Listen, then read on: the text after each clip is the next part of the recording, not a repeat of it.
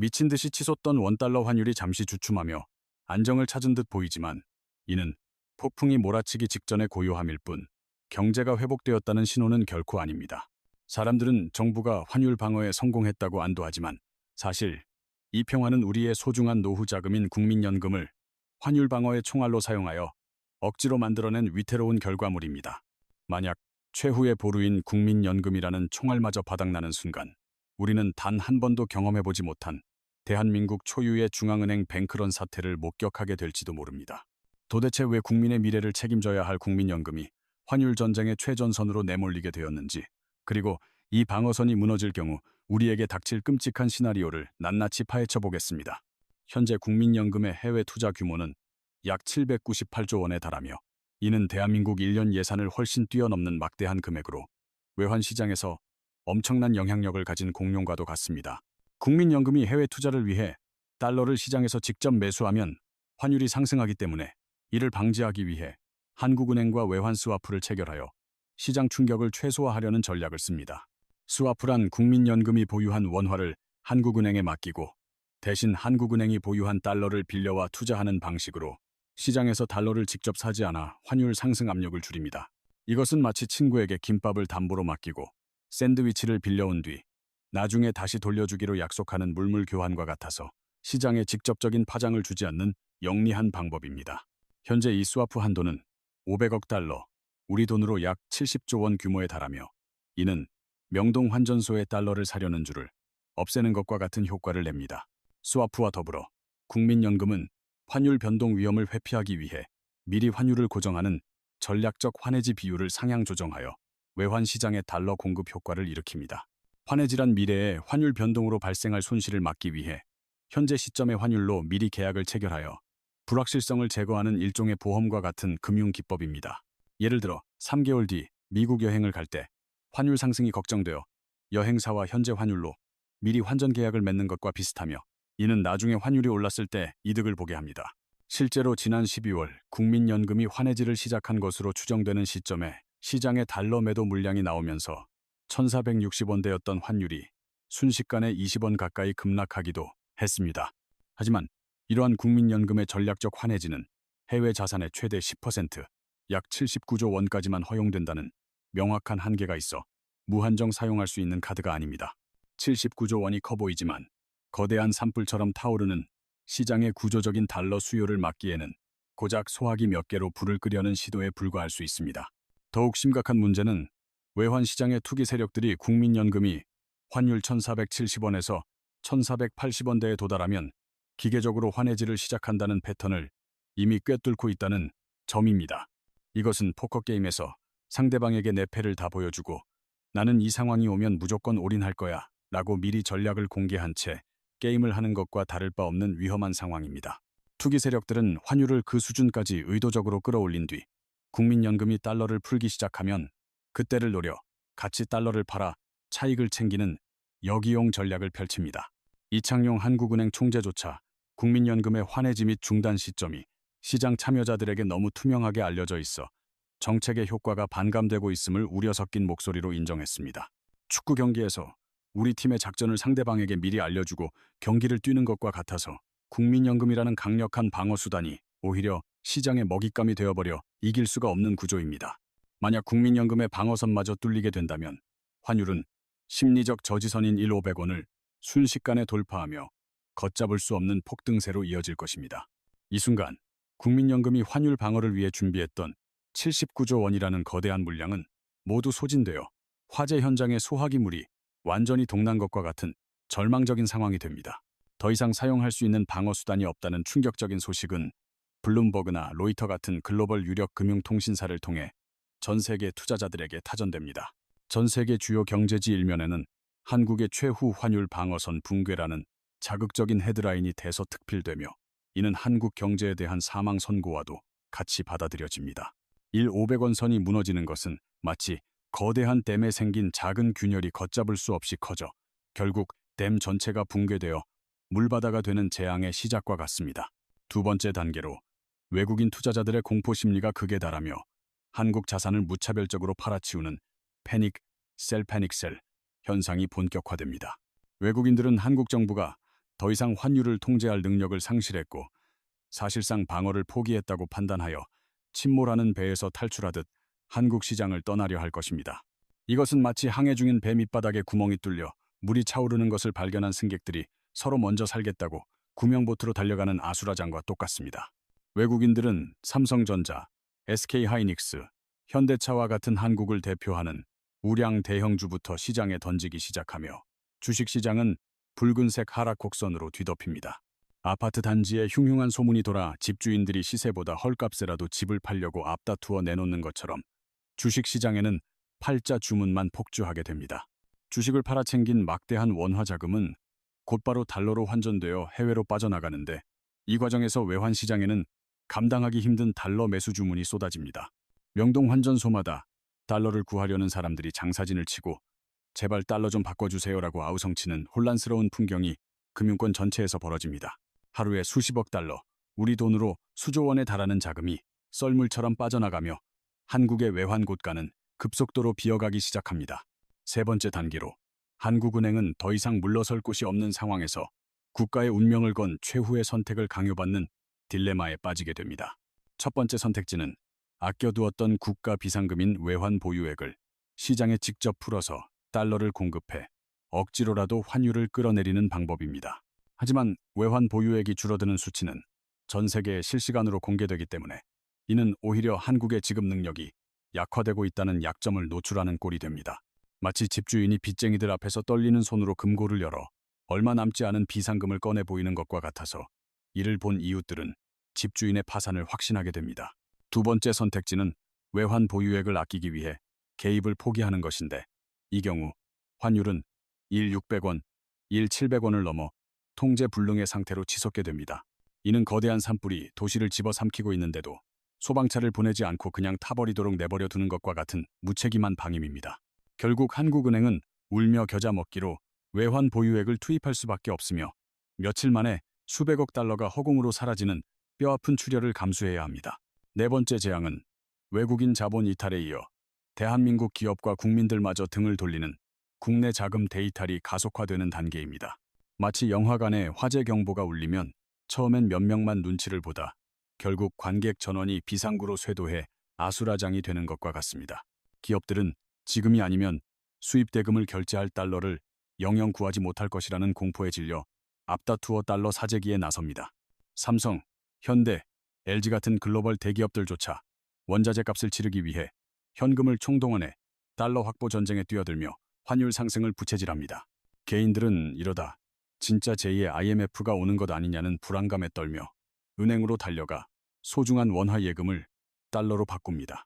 은행 창구마다 달러를 사려는 사람들로 긴 줄이 늘어서며 과거 나라를 살리던 금 모으기 운동 때와는 정반대의 달러 사기, 광풍이 맵니다. 이것이 바로 개인이 은행 예금을 빼가는 것이 아니라 온 국민이 국가의 달러 고간을 바닥내버리는 무시무시한 한국형 뱅크런의 실체입니다. 상황이 이 지경에 이르면 우리는 결코 마주하고 싶지 않았던 최악의 시나리오, 즉 IMF와의 구제금융협상 테이블에 다시 앉게 됩니다. 이미 IMF는 경고를 보내고 있으며 4천억 달러였던 외환 보유액이 순식간에 2,500억 달러 밑으로 추락하는 것을 무기력하게 목격하게 됩니다. 이 틈을 타 무디스나 S&P 같은 국제신용평가사들이 한국의 국가 신용등급을 강등하겠다는 살벌한 경고장, 즉 등급 하향 검토를 발표합니다. 신용등급 강등은 국가 경제의 성적표가 하루아침에 우등생에서 신뢰할 수 없는 낙제생으로 떨어지는 것이며 빚 갚을 능력을 의심받는다는 뜻입니다. 이 뉴스가 타전되는 순간 국제금융시장에서 대한민국은 투자 기피 대상인 고위험 국가로 낙인 찍혀 외부로부터의 자금줄이 완전히 말라버립니다. 해외에서 돈을 빌려 사업을 해야 하는 한국 기업들은 신용도 하락으로 인해 갑자기 폭등한 이자를 감당해야 하며 이는 기업 생존을 위협하는 치명타가 됩니다. 신용불량자가 급전을 빌리려 할 때 살인적인 고금리를 요구받는 것과 똑같은 이치로 국가 경제 전체가 고금리의 폐폐 빠져 허우적대게 됩니다. 결국 버티다 못한 정부는 국제통화기금 IMF의 손을 벌리게 되고 1997년의 치욕적인 역사가 20여 년 만에 되풀이되는 순간을 맞이합니다. IMF는 돈을 빌려주는 대신 국가의 경제정책을 마음대로 주무르는 저승사자이며 우리는 경제 주권을 그들에게 넘겨줘야 하는 처지가 됩니다. 그들은 돈을 빌려주는 대가로 뼈를 깎는 구조조정과 긴축 재정이라는 가혹한 조건을 내걸 것이며 그 고통은 고스란히 국민의 몫으로 돌아옵니다. 1997년 외환 위기. 당시 멀쩡하던 수많은 회사가 문을 닫고 가장들이 거리로 내몰렸던 그 끔찍한 악몽이 현실로 부활하는 것입니다. 우리 부모님 세대가 장롱 속 돌반지까지 꺼내며 나라를 살리려 애썼던 그 눈물겨운 희생이 이번에는 막을 수 없는 비극으로 끝날 수도 있습니다. 그렇다면 이 거대한 파도 앞에서 우리는 무엇을 해야 할까요? 지금 당장 여러분이 생존을 위해 매일 확인해야 할 5가지 체크리스트를 공개합니다. 이 거대한 파도 속에서 살아남기 위해 가장 먼저 확인해야 할 지표는 바로 원달러 환율이며 1 490원을 넘으면 경계, 1 500원을 넘으면 비상 상황으로 판단해야 합니다. 이는 마치 사람의 체온이 38도를 넘으면 주의가 필요하고 39도를 넘어가면 생명이 위험해지는 응급 상황인 것과 똑같은 이치입니다. 두 번째 체크리스트는 한국은행의 외환 보유액으로 환율 방어를 위해 정부가 얼마나 많은 실탄을 소모하고 있는지 보여주는 결정적인 단서입니다. 만약 한 달에 100억 달러 이상 외환 보유액이 줄어든다면 이는 통장 잔고가 비정상적인 속도로 녹아내리는 것과 같아 매우 위험한 신호입니다. 세 번째는 코스피 시장에서의 외국인 수급 동향으로 외국인이 주식을 팔고 나간다는 것은 곧 원화를 팔고 달러를 사서 떠난다는 뜻입니다. 한 주의 외국인 순매도가 2조 원을 넘어서면 이는 극장에 불이 났다는 소식을 들은 관객들이 비상구로 쇄도하는 공포매도 단계로 진입했음을 의미합니다. 네 번째는 국고채 금리로 만약 10년물 국채 금리가 3%를 돌파해 급등한다면 외국인들이 한국 경제를 매우 위험하게 보고 있다는 증거입니다. 국채 금리가 오른다는 것은 너희 나라는 떼일 위험이 높으니 이자를 더 내놓으라는 시장의 압박이며 자본 유출의 강력한 전조 증상입니다. 마지막 다섯 번째는 국가 신용 등급으로 무디스나 S&P 같은 평가사들이 등급 하향을 경고하는 순간 한국 경제의 신뢰도는 바닥으로 추락합니다. 이는 마치 전교 1등하던 학생의 성적표가 낙제점으로 바뀌는 것과 같아서 이 소식이 들리면 묻지도 따지지도 않고 자금이 빠져나갑니다. 현재 대한민국은 국민연금이라는 마지막 방어선에 모든 것을 걸고 버티고 있지만 79조 원이라는 한계와 이미 노출된 폐 때문에 위태로운 상황입니다. 시장의 투기 세력들은 국민연금이 언제 얼마나 돈을 풀지 이미 다 알고 있어 마치 상대방 패를 다 보고 치는 카드게임처럼 우리를 농락하고 있습니다.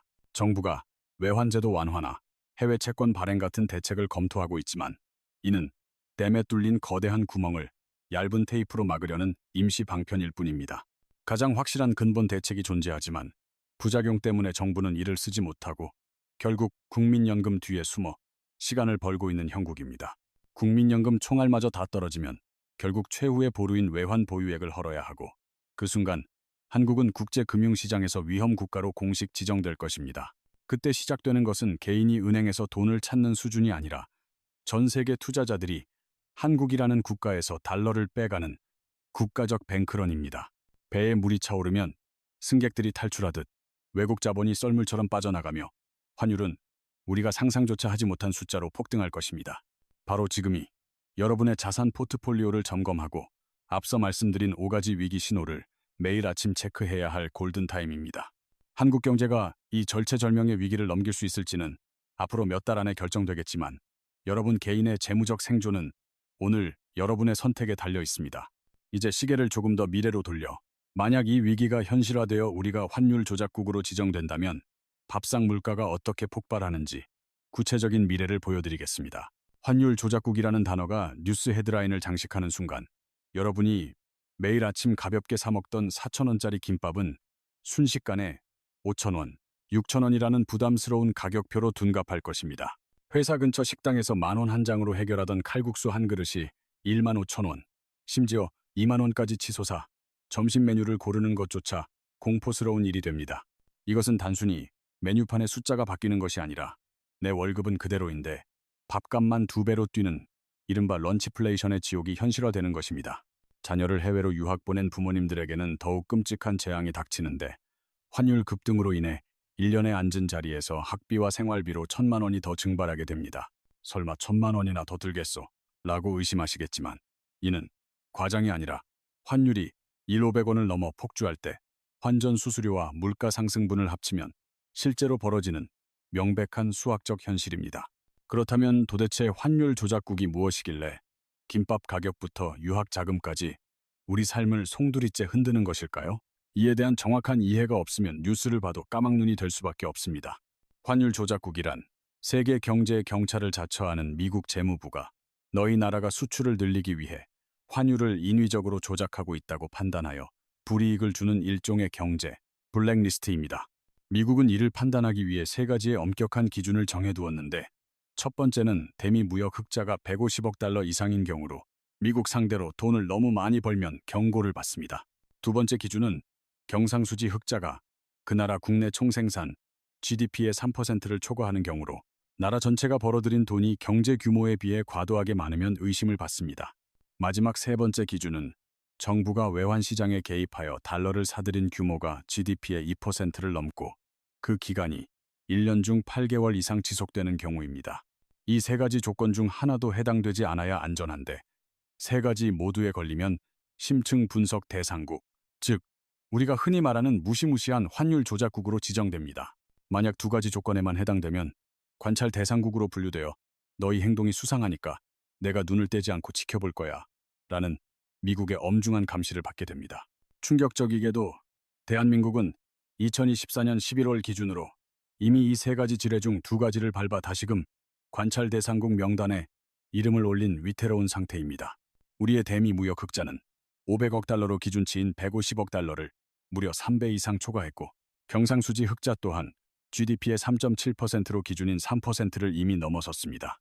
이제 남은 조건은 단 하나, 정부가 환율 방어를 위해 시장에 개입하는 규모와 빈도인데, 바로 이 마지막 선에서 우리는 아슬아슬한 줄타기를 하고 있습니다. 지금은 환율이 오르는 것을 막기 위해 달러를 팔고 있지만, 만약 상황이 역전되어 수출 방어를 위해 달러를 사들이거나 개입 빈도가 잦아지면 바로 레드카드를 받게 됩니다. 특히 최근 정부가 국민연금까지 동원해 외환 시장에 개입하고 있다는 사실이 외신을 통해 보도되면서 이를 조작으로 간주할 수 있는 미국의 의심어린 눈초리는 더욱 매서워지고 있습니다. 만약 미국이 한국의 이러한 절박한 방어 행위를 시장의 자율적인 흐름을 방해하는 과도한 조작이라고 판정한다면 우리는 피할 수 없이 환율 조작국이 됩니다. 환율 조작국으로 지정된다는 것은 단순히 국가의 명예가 실추되는 것을 넘어 미국이라는 거대 경제권으로부터 무자비한 경제 보복을 당하게 됨을 의미합니다. 다음 파트에서는 환율 조작국 지정 시 미국이 구체적으로 어떤 보복 조치를 취하며 그것이 우리 기업과 경제를 어떻게 질식시키는지 낱낱이 파헤쳐 드리겠습니다. 환율 조작국이 되면 가장 먼저 미국 기업들이 한국에 투자하는 것을 꺼리게 되며, 이는 우리 경제에 흘러들어야 할 거대한 자금 줄기가 꽉 막혀버리는 결과를 초래합니다. 두 번째로, 우리 기업들이 미국 정부 조달 시장에 참여하는 길이 원천 봉쇄되어 미국 정부를 상대로 물건을 팔거나 공사를 수주하는 것이 불가능해집니다. 세 번째로, 미국은 IMF에 한국을 철저히 감시해달라고 요청하게 되며, 이는 마치 국제사회에서 이 나라는 사기칠 위험이 있으니 조심하라고 낙인 찍히는 것과 같습니다.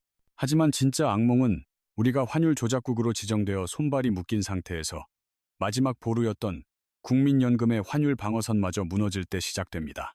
미국과 IMF의 살벌한 감시 아래 우리 정부는 환율이 폭등해도 더 이상 시장에 개입할 수 없는 식물 정부가 되어 눈 뜨고 코 베이는 상황을 지켜만 봐야 합니다. 국민연금으로도 막지 못하고 외환 보유액마저 바닥을 드러내기 시작하면 1997년 IMF 외환 위기 당시 겪었던 그 끔찍한 대자비가 현실로 소환됩니다. 1997년 당시 정부가 118억 달러를 쏟아부으며 필사적으로 막았음에도 불구하고 300억 달러가 넘던 외환 보유액은 순식간에 39억 달러라는 푼돈 수준으로 쪼그라들었습니다. 그 결과 700원대였던 환율은 1,900원대까지 수직 상승하며 거의 3배 가까이 폭등했고, 대한민국 경제는 그야말로 쑥대밭이 되었습니다. 만약 지금의 450원대 환율이 그때처럼 3배가 뛴다면 단순 계산으로도 1달러당 3영원이 넘는 상상조차 하기 싫은 하이퍼 환율 시대가 열립니다. 환율이 3영원을 찍는다는 것은 단순히 숫자의 문제가 아니라 우리 경제를 지탱하는 7단계의 도미노가 차례대로 쓰러지며 파국을 맞는다는 뜻입니다. 도미노의 첫 번째 단계는 수입 원자재 가격의 폭등으로 석유, 밀가루, 철강 등 해외에서 사오는 모든 재료값이 미친 듯이 뛰어오릅니다. 두 번째 단계로 원자재 가격이 오르니 공장에서 물건을 만드는 생산 원가가 급등하여 기업들의 마진이 순식간에 증발해버립니다. 세 번째 단계는 기업들이 살아남기 위해 어쩔 수 없이 소비자 가격을 올리는 단계로 마트의 모든 물건 가격표가 매일매일 더 비싼 가격으로 바뀝니다.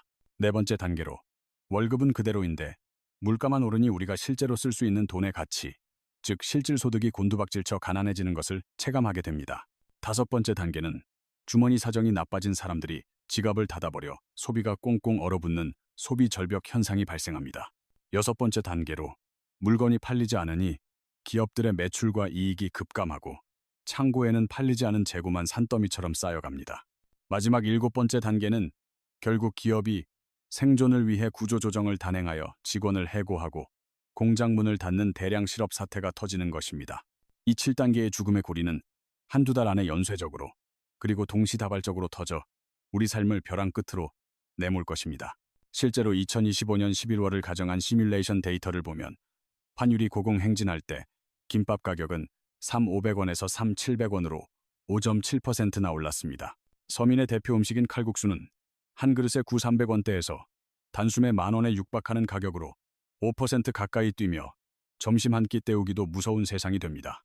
여름철 보양식인 삼계탕 가격은 17영원대에서 18영원을 훌쩍 넘기며 4% 넘게 상승해 이제는 큰맘 먹지 않으면 사 먹기 힘든 금계탕이 되어버립니다.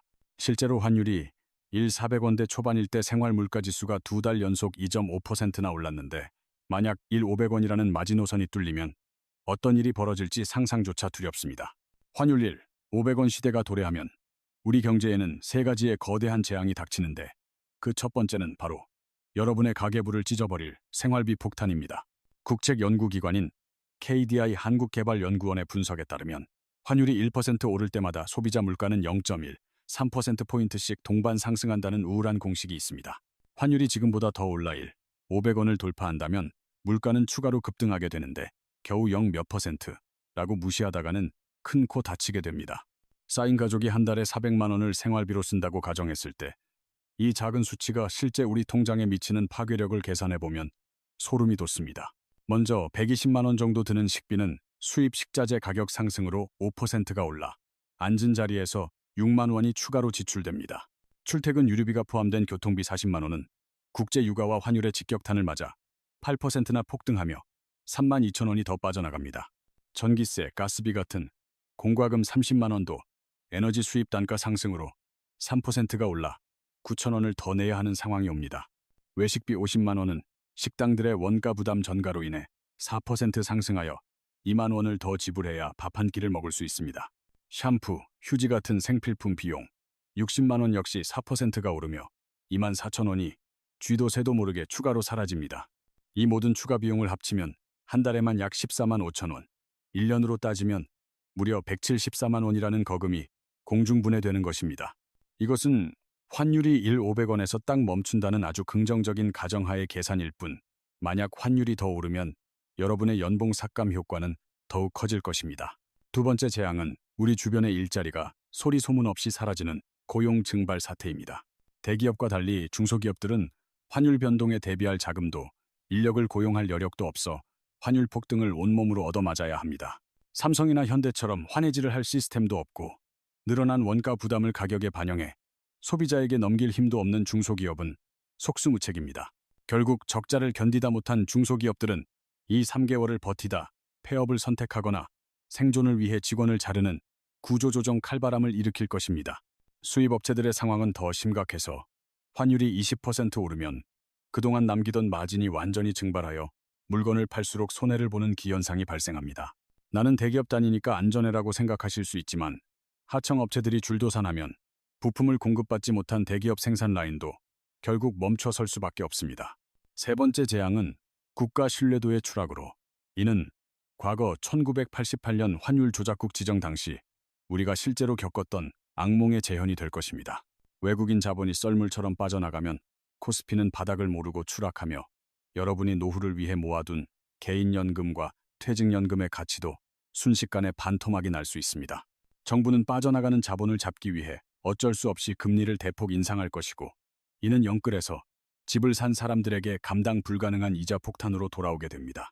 월 200만 원 내던 주택담보대출 이자가 순식간에 250만 원, 300만 원으로 불어나면 평범한 월급쟁이들은 생활비를 줄여도 이자를 갚지 못해 파산할 수 있습니다. 솔직히 말씀드리면 환율이라는 거대한 거시경제의 파도를 개인이 막을 방법은 없으며 정부가 쓸 수 있는 카드도 외환 보유액 투입이나 금리 인상 같은 고통스러운 것들 뿐입니다.